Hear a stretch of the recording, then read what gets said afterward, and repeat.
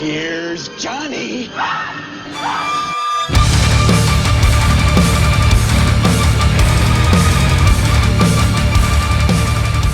Today we're chatting about The Shining, one of my all-time favorites. All-time favorite books? Yeah, I actually never read the book. I don't think it will be possible for me to now read the book because the movie is so burned into my mind. If I want to read the book now, I'm going to see the movie. Absolutely. So the book was released in 1977. Yeah. And the movie was Stanley Kubrick's movie adaptation, was released in 1980. Yes. So that was like kind of... It Still was still 70s. Still a 70s movie, made in the 70s and released in 1980. I was about 9 years old. That means you were about 5. Yes. I remember the first... I was the child's age. Yeah, Danny the boy. Man, where do you start with The Shining? Besides...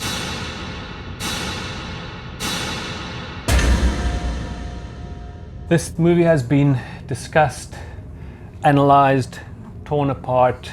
But to be honest, I also saw the movie before I read the book. But I saw the movie when I was like really young, and I only read the book when I was like in high school. Yeah. So it was far apart enough. I remember one of my early encounters, I was about 9 years old. We were at the drive-in, and The Shining's trailer came up. That one of the best movie trailers ever, with the blood coming out the lift doors. Man, That's been homaged with little tiny furnitures and for Shakespeare's shitstorm, Lloyd Kaufman did one with poop coming out. That's all I was so The Shining, it's a movie about a guy, Jack Torrance. Yes. He takes a job as a caretaker. Yes. Over winter time at the Overlook Hotel in the Colorado Mountains. That's correct. His wife, Wendy, and his son, Danny, accompanies him, and he's a writer. He wants to be nice, concentrated on his writing with nothing to bug him. Because it's sort of the ideal setup to write. Yeah. But things go a bit strange. This, like I said, people have analyzed this movie to shreds, and I don't want to do that. I want people to watch a movie and enjoy it for what it is. If you don't like it, then you don't like it. But if you want to read deeper things into it and deeper analysis and subtext, that's cool. But we won't be doing that because everyone's done that. Another, just to interject, a movie, our documentary, Room 237. That's a very good movie to check and see all the different. It goes from basic observations to complete far out conspiracy theories about why the movie was made, what happened, and just people finding the tiniest, slightest little things about it. But that's a mark of a great movie. Is if almost 50 years later people are still talking about it. Yes. Now that Dr. Sleep has been made, it would make the first movie. I know they tried to make the two gel more, and they did. They did a fantastic job. But I think the original book melds in more with the second movie, if you know what I mean. Okay. Yeah. Because at the end of the book, I don't know. That's going to be a spoiler alert. No. Sorry, I can't. Okay, well, if you want to. No. It's just that there's redeemable factors that happen, which you don't. Yeah, but now we're talking about The Shining. Now we're not talking about Dr. Sleep. So. No. But what I say is, in The Shining, the book, there's redeemable. Oh, in the book. Okay. There's redeemable factors which is not in The Shining, the Kubrick version of the film. Sorry, I haven't read the book, so I can't. I've seen, but I did see McGarris's miniseries, and there's things like the topiary animals and those things, and the fire hose, is that? That's not in the original, in the Kubrick one. There's lots of little bits and pieces. But it's not an axe, it's a mallet. Yeah, like an oversized croquet mallet. And the topiary trees. Yeah. Lots of things. But it's just, the basics is this family isolated, snowed in, and the dad flips out and things get deadly. Yes. But the main thing is, the title of the movie, The Shining, the child has... psychic abilities. Yeah. And he see some stuff happening, stuff that's happened, stuff that will happen, stuff that is, you know, is it ghosts? Is it just in his head? It's a whole. It's just so fucking well made. The movie, just like I always say, you know, if a movie is great, it hits the mark on all levels. Yes. You know, the story, the acting. The story is great. The acting is fantastic all around. The music, the soundtrack of this movie is just incredible. The editing. It's the first time they used the Steadicam from the guy who designed the Steadicam system. Those flowing shots, you know, going after Danny on his trike. This movie utilized it. This movie is just filled with all these iconic moments. Yes. The twins in the hallway, the carpet pattern, the kid on the trike, Jack Nicholson in his Here's Johnny coming through the door. All work and no play makes Jack a dull boy. It's like this movie has become kind of a pop culture reference from start to finish. And to be honest, and what makes Kubrick's version of the film good is it essentially captured the sentiment of the book perfectly. And you know, a movie is a movie and a book is a book. You have to not cut corners, but you have to adjust stuff to make it work cinematically. But I think people that see Dr. Sleep are going to maybe think, not a great sequel. It's a great sequel to the book. It's maybe not the best sequel to the movie, is what I want to say.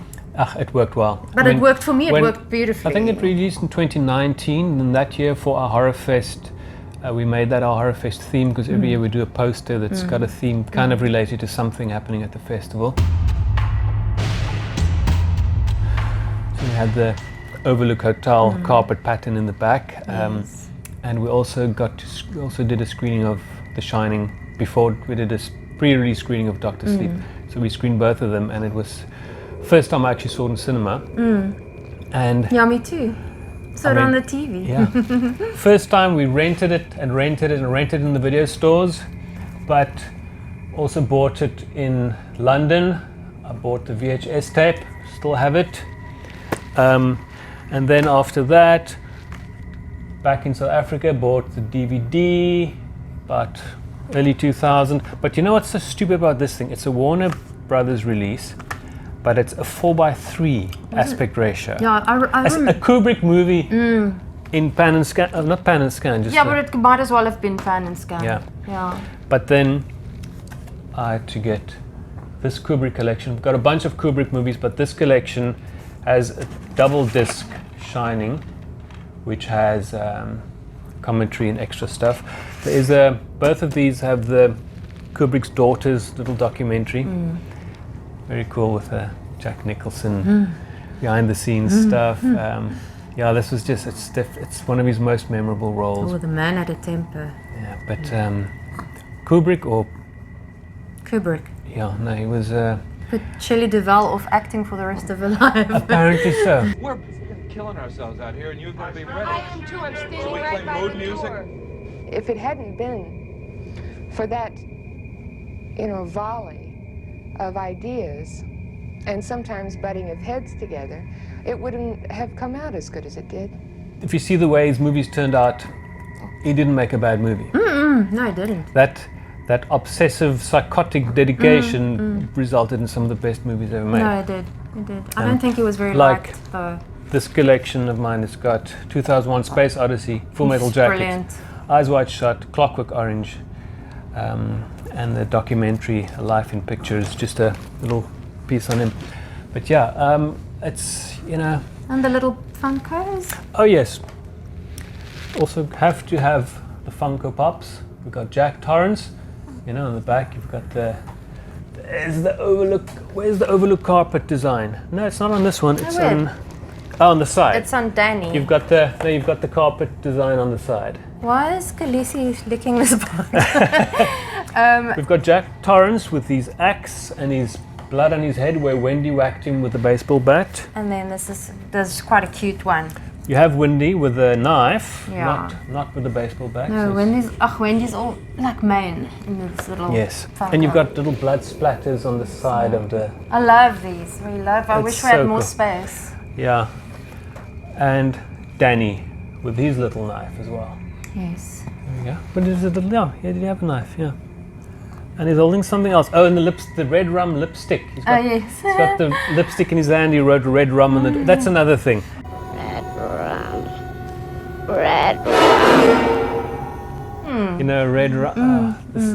Almost every single scene in this movie has something referenceable. Yes, no, it's an absolute classic. Absolute classic. I won't say we're meandering with this. It's just, to me, it's just such a cool movie that, you know, you can talk about this forever. And I would just suggest that whoever watches this and you haven't seen The Shining yet, you must go watch it. And for sure, read the book before you watch the movie. Otherwise, you won't be able to come back from the movie. There's no turning back. There's no turning back. And then I would also suggest you read Dr. Sleep and you watch Dr. Sleep. And don't watch them out of order. It's just that would just be silly. I started reading Dr. Sleep. It took me very long. I got a bit, it was very difficult for me to finish it. And then the movie came, watched the movie, You had and then to, yeah. I didn't go back to finish the book off. So yeah. No, I love the book. Love it. Absolutely love. But Stephen King can do no wrong. Yeah. And the soundtrack of this movie, besides, this is a vinyl, I've had this since the 80s. This is just such a cool soundtrack. Besides Wendy Carlos's intro synth soundtrack, she did lots of Kubrick stuff like Clockwork Orange, Full Metal Jacket. But, you know, it's got these Ligeti pieces. It's got Christoph Penderecki. Another one. Three Pendereckis. Just some excellent sort of vocal pieces and moody. Just the soundtrack feels like it was written for the movie. Yes, absolutely. And it's another fantastic piece of this whole thing that is just a all-round incredible movie. Regardless of the source material, if it didn't come from Stephen King, you know, it would still be a freaking fantastic movie. I'm not gonna hurt you. I'm just gonna bash your brains.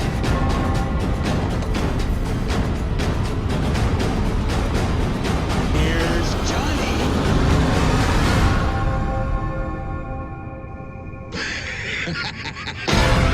So I don't need to waffle about this movie, like I said, anymore, because I can just keep singing its praises over and over. It will always stand up, I think. But also, besides the fact that it was basically a 70s movie, it feels timeless because it's this isolated situation. Yes. You know, it's a guy who is an alcoholic. He's a writer. It's all those. The isolation and the supernatural factors, all the stuff. And also the history of the hotel plays into the storyline quite significantly. There's definitely an evil force there that is not happy, and it infiltrates this family. And then the wonderful character of the cook that also has the same ability as Danny, the Shining, and that's where the word comes. Yeah, we said that. Yeah. Scatman Crothers. What was his name? Halloran. That's correct. The cook. Yeah. That's the one thing about the movie that's a bit, you know, where he's taken out of it, and then when he's brought, it seems a bit pointless. Well, I guess it's. No, you can look at the futility of it. That's it. That's why it feels pointless. Yeah. But it's actually spot on. And tragic and. He tried. Yeah, but the maze, the running in the snow, Jack Nicholson coming through the door, and in fact, that scene where he bashes the door with the axe, the movie The Phantom Carriage, we did a soundtrack for it at the Horrorfest with our Macabre ensemble, and that scene where the guy breaks down the door. I actually referenced the soundtrack of The Shining for that movie. Yeah, we used the intro, we adapted The Shining for the intro of the No, we movie. had to, yeah. If you go to our merch store, zazzle.com/store Horrorfest, you'll find some Overlook Hotel carpet design stuff there on various products, which is great fun. You can order that from anywhere in the world. You know, score-wise, I'm always very, very fussy, not fussy, but tentative when it comes to scores. But I was thinking about this and I thought, fuck it, I'm going to give it a 10. I haven't given anything a 10, and it's going to be very rare that I give something 10 eyeballs. So I say, hey, when it comes down to people always ask me, what's your favorite horror movie or your top 10 or something, I always say, well, The Shining's definitely That's normally where you go in the to top 10, in the first. top 5. It's like shuffled down to top 3 now, so it's going to be a 10 for me. I will give it a 9. Okay. Yeah. Damn it. We're not going to get a 10 for Okay, 9.5. Hey, you're not going to get better than that. I can give it a 10. No, I'm not going to keep twisting your arm. No, you must give it. Do you The want to only give it reason I'm giving it a 9 is because it just. Yeah. What? I don't know. No, if it's not perfect, it's not perfect to you. I might change my mind on this one. But to me, but it's just too close to perfect to not give it a 10. Yes. And something has to get a 10 at some stage, so it's stuff that might as well give Shining a 10. Okay. But another just little strange thing when we were watching it in the cinema, there was this one scene where Wendy's running, everything's flipping out, and there's a scene where she walks in and she sees something, and I was going, I cannot remember this. Because you thought first time you saw it on the big screen. But it's just this. It's as if I've never seen that image before. So I thought, but is this like not a director's cut, but a different edit? I'm sure I've seen it before. It was so weird, but yeah, it's a. But it just goes to show you've seen something. I lost count how many times I've seen it. Probably just less than 10 times. I mean, there's some people that watch like The Rock. We watched a piece on Rocky Horror Picture Show the other day, and some people who watched it like hundreds of, almost Close to 1,000 1,000, times. yeah. Like every weekend they watch it. Yes. But so after many views, there's still something that just somehow it just slips by. I don't know if I never walk out. I'm going to pause if I'm going to walk out with a VHS tape or DVD, and I try not to walk out of the cinema. But if you have to go, you have to go. So fuck yeah, crazy man. Yeah. But please subscribe and like Yes. and share Comment. and let us know if you've. I mean, the chance of you not seeing The Shining is probably crazy. Zero. Crazy and zero. But if you haven't seen The Shining, please go watch it and let Yes. us know what you think of it. And if you have seen it, however many times, let us know what you like about it and what you don't like about it. Because some people, they just simply don't like it. They're bigger Stephen King fans than they are Stanley Kubrick fans. So defending Stephen King, saying that Stanley Kubrick kind of took his book and... The original book adaptation was also made by Mick Garris, Yeah, Mick Garris did a mini-series of it. which I enjoyed because it was very similar to the book. Yeah, lots of people preferred Mick Garris's version because of the accuracy stuck to the Yeah. book. There are lots of details in there that never got. They kind of lean that No, way. I won't. I won't go there. I think it's a brilliant movie. And the Brilliant. reason we didn't flash the book is because we actually don't have it. You read it when you were very young. Yeah. So we've got this stack of Stephen King books, but for some reason we don't have Took The it Shining. out at the library. Yeah. Yeah. So we'll have to still buy The Shining to get it on the shelf Yes. with the rest of the Stephen Kings. Yep. We'll see you at the next one. Yeah. Bye. Bye.